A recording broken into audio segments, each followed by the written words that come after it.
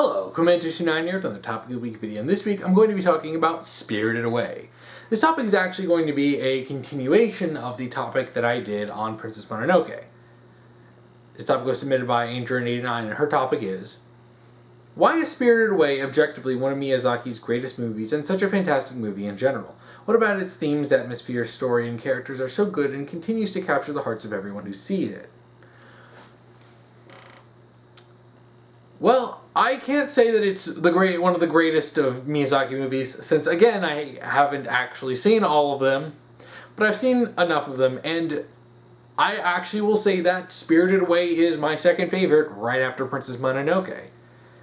It's a really good movie, and I talked about how Princess Mononoke actually had a lot of dark elements in it, and it wasn't afraid to show in a movie that's aimed at basically everyone in general audiences, that you can have stuff that is violence and stuff that is dark in it without, having to tone it down too much for kids.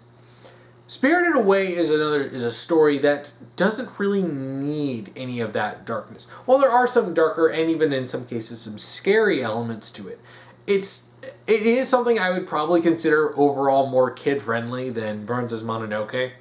I would probably say Princess Mononoke is like young teens and up, and Spirited Away is generally something that is for general audiences. So while there are some things that might be scary at first, like some of the stuff with Yubaba, or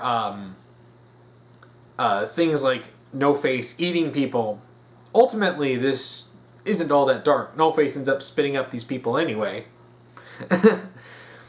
And then you have, even Yubaba ends up being sort of like, there's more goofy stuff as, times go on as Chihiro sees things, and some of the stuff ends up toning down. Now, that doesn't mean there is nothing dark at all in it, really, because especially that one part where Haku's in a dragon form and is, like, sliced up and bleeding all over the place.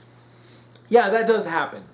Which is something that I genuinely do appreciate, is that even though this is something that is more overall kid-friendly, Studio Ghibli was not afraid of saying, yeah, we can show someone being all bloodied up without having to tone it down and go, oh no, kids can't see that. It's like, a lot of these places really underestimate kids. It's like, you don't need to sanitize everything to an absurd degree for kids, which is, again, another thing that I really appreciate about these movies. The actual story of Spirited Away is relatively simple when you're actually looking at it. Chihiro and her family stumble into this weird, portal to this, spirit world, and her parents fall to greed and end up eating and turning themselves into pigs. So she's left alone.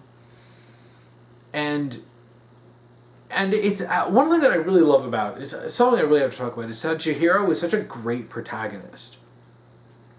She's someone who definitely is a character that I think kids can really look up to, because she's smart, determined, and clever and stuff, and she does make moral decisions, like when No Face throws a pile of gold at her and she's just like, no, I don't need this. I don't need this at all. And, because, shoot, most people would just take the gold. Take the money and run. But, she denies that because she doesn't need it. She doesn't, sit and munch on all the food because, well, she doesn't need to. Like, she's fine as is, but her parents do, unfortunately, fall for this. And it was interesting to learn that inspirations from this came from, the Japanese economy, and, the idea that some people had gotten, like, I think Miyazaki specifically talked about how people were called pigs, during, I think, like, the 80s or something. And you had people, and it's just, it's really interesting. I'm like, man, you see something in the movie and you think, oh, this is just the weird magic of them getting turned into pigs. I'm like, no, there's actually a meaning for this, referring to Japanese economy. Huh. It's like this stuff, I actually was looking into some of this stuff, and I'm like, wow, this is actually really interesting. And it is also interesting because you would see, like, okay, so you would talk about people, the idea of being in a recession, of being presented with a bunch of food, and some people would gorge themselves on it. But then you see someone like Chihiro, who's younger, who hasn't been through this, who actually is, a little more resistant to this because she hasn't experienced that. And it's actually really interesting that this stuff does actually go a little bit deeper than just the surface level, analysis. But Chihiro is someone who you always see striving to try to do something good, even when she's stuck in a bad situation. Even when she's stuck in a situation where, she's just completely lost. Like, when she's first told to do the bath, and she has no idea what she's doing. She's learned a little bit of this, but then it's all of a sudden she's just thrown headfirst into this. And it's like, oh yeah, so what's she supposed to do? I personally can relate to this. I've worked jobs where you have a thing where you're barely told anything, and you're just thrown to the wolves by some manager who doesn't really care. So even if you're completely unprepared and you might screw up, you kind of have to push through this. And it's like, yeah, this is actually something, this is good, to learn from, the kids can learn from Chihiro. And I honestly think a lot of us can find, can relate to Chihiro in that, of having to push forward in a job, even when you don't really know what you're doing, because, well, you have to. It's also really nice to see that even though Chihiro is seen with, disdain because she's a human, you have a lot of the people there who don't like her very much. You have a few people like Lin and the boiler room man. I forgot what his name was. The guy who kind of looked a little bit like Dr. Eggman with multiple arms. But it's actually interesting to see that she does end up earning some people's respect for her good work. It's like, I like that. It's actually really satisfying overall, just as a story, to see a character who has been downtrodden earn some respect. Because how many times do you see a story where a character is just like hated by someone and it's like, that's it, they're always hated. And it's like, I like seeing characters develop, a respect for it. So even if they saw Chihiro as someone who's just this human kid, like whatever, and someone who they initially had to protect before they could get her a job at the bathhouse, it's like, no, it's like, I like that. It's very nice to show that her hard work and determination paid off. I mean, and again, talking about, like, with Princess Mononoke, the atmosphere of the story, of the movie, is incredible. The animation is stunning. The way you look at the bathhouse, the way you look at all the different areas of it, the way it's all animated, all of the different, like, the spirits and creatures there. It's so creative and so fun to look at. And it's just so interesting. Even when you're going into, like, when she's leaving to go to try to solve the thing with Yubaba's twin, like, when she gets on that train with No Face, and it's like this on this railroad, and it's just underwater. It's such an interesting way to, like, it's so interesting, like, just from a visual standpoint to see that. I honestly don't know all the stuff that all these things represent, because I'm sure there's more stuff that, represents things. But it always ends up having the right atmosphere, like, especially when you see, like, Yubaba's, like, office, and you have all those bajillion doors that lead to her office, the fun, inviting air, like, look of the bathhouse, the dirty, the boiler room,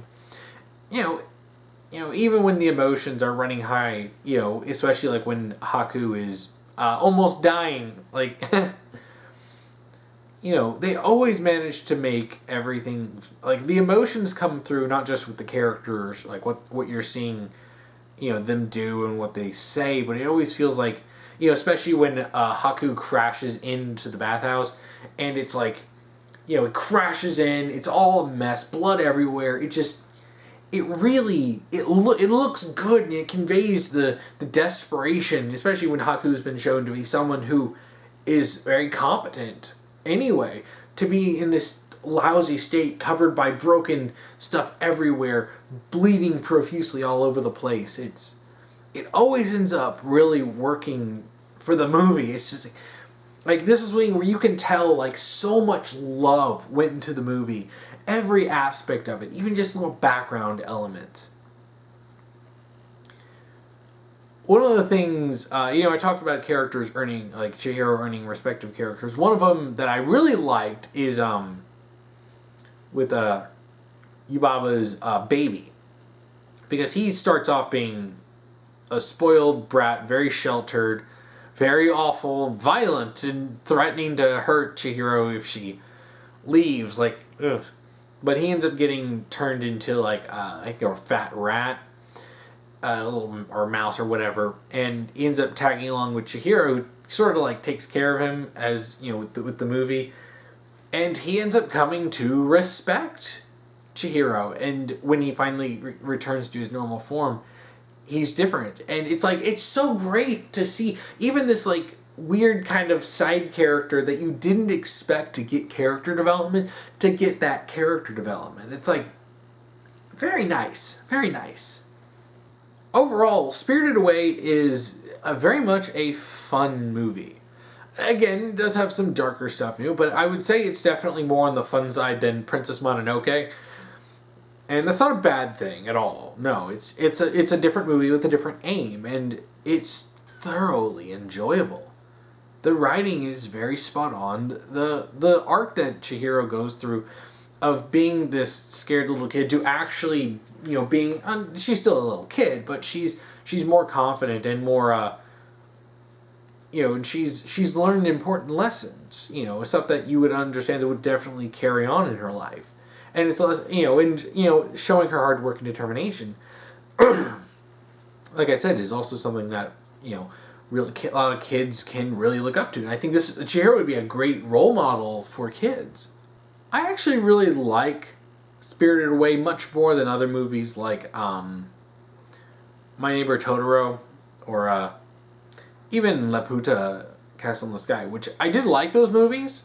But I just really love I honestly, there's almost something that I can't quite put my finger on about it. I just really love Spirited Away.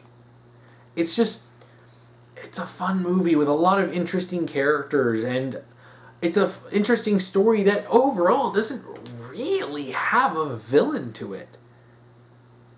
Like, sure, Yubaba can be antagonistic, and even her twin is also antagonistic in some ways, but overall, I wouldn't even say that they're outright villains. And this is kind of what I was talking about in the last topic video. How there's some stories that just don't need villains. And I would say that, Spirited Away doesn't really have, nor need an outright villain. You don't need to have a character who's just, I'm evil, doing bad things, because even some of the sketchy stuff that Yubaba does, it's like, yeah, but this spirit world it functions on different rules, so, and you kind of have this orange and blue morality going on here where things just function differently than they do in the normal world. So it's kind of hard to say that they're a villain. Antagonistic at some points, definitely, and even at one point No Face is antagonistic before he chills out. He stops eating people, and he gets better. But yeah, it's hard to talk about it without just gushing, because Spirited Away is just such a great movie. I mean, it seriously is. It's really a movie that makes you care about it, even a lot of the random side characters. It's like, yeah, there are a bunch of characters. You have your main ones, like Chihiro, Haku, Yubaba, Lin. But, you've got even a lot of random side characters that just show up every once in a while. So it makes you really care about it. It made me care about Yubaba's baby. As a character introduced very unlikable, it's like, wow, you did make me care. Kind of funny about that.